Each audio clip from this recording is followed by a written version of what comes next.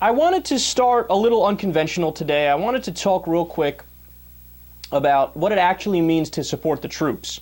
Now, look, I know this is kind of like a cheesy / corny conversation. Who wants to listen to a 25-year-old loudmouth give his opinion on stuff like this?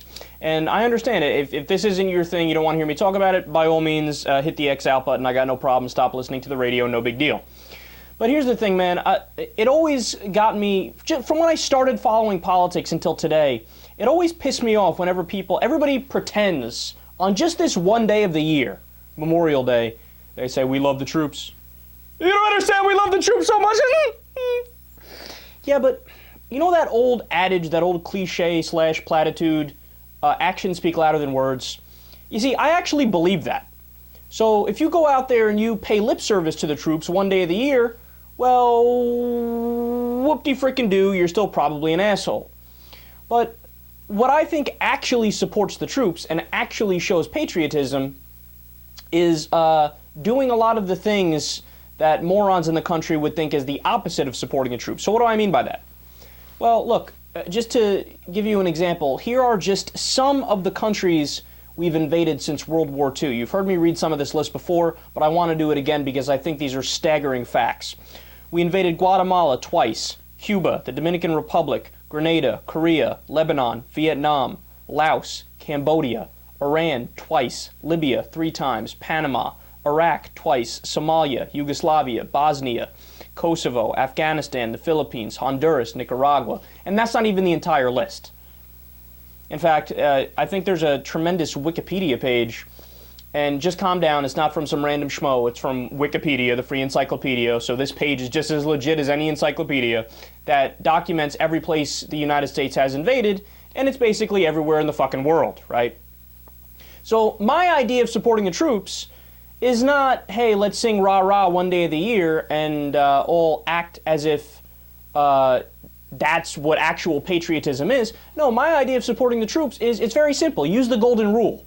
So you put yourself in the shoes of the troops, right, and walk a mile in their shoes, and then you determine what you think it would actually mean to support the troops, right? So I have plenty of friends who actually went to Iraq, actually were in the military, and what I can take away from conversations with them and looking at them is just this basic idea of, if you were in Iraq and you knew the basic facts of the war, meaning that we invaded a country that didn't attack us on 9/11, right? Or you were in Vietnam and the idea was, we need to fight communism in Vietnam because if we don't, well then obviously communism will be knocking on the door in Missouri next week, right? Obviously the way you support them is to get them out of that pointless nightmare, is to bring them home. Look, to me it seems like the most obvious thing in the world, and I know a lot of you good progressives out there hear this and you think, yes, you're exactly right. But there's so many people in the country who don't see it that way. But if you were overseas and you had, a gun in your hand and you're fighting somebody who either might be an actual terrorist or it might just be somebody who's defending their homeland, or you've been stationed there for years. I mean, the Afghanistan war started in 2001, Iraq started in 2003. I mean, we've been in Afghanistan over 10 years. That's longer than the fucking Soviet Union was in there. It has the nickname the Graveyard of Empires. We have 900 military bases around the world. Now, if you're one of those soldiers, my idea of being supported would be, hey, don't use me, don't deploy me unless you absolutely positively have to, and it's in self-defense of the nation. It is, because to me and to most rational people, that's the only time that violence is justified. Hey, there is an imminent attack, and if we don't defend ourselves, then we're going to be in big trouble.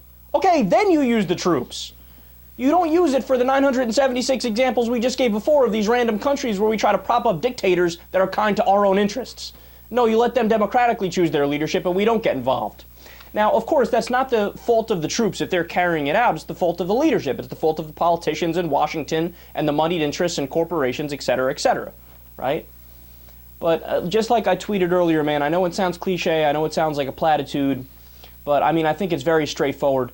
The actual way to support the troops is to bring them home, only use them when it's a dire necessity, right? When it's the last line of defense. Bring them home, make sure they get health care until the day that they die because they serve this country bravely and we should do the same for them. And you pay them more. I mean, reading stories about how people in Blackwater, you remember this? Blackwater, the private corporation, which had to change its name 3 times because of the scandal surrounding it. First it was Blackwater, then it was Z, now it's some other thing, right? People in Blackwater were getting paid $100,000 to do the same thing that the troops were getting paid less than $50,000 to do. And as a patriotic American, I'm supposed to sit back and say that's okay? No. You pay the American soldiers more. You get rid of private contractors. I don't know if you know this. Those are mercenaries. It's illegal according to international law, right? You pay our soldiers better. You get rid of the private armies. You give them health care and you only use them as a last resort. That's how you actually support the troops. And I don't want to hear anybody wave the flag in a fake way until they actually have a full grasp of what it means to support the troops.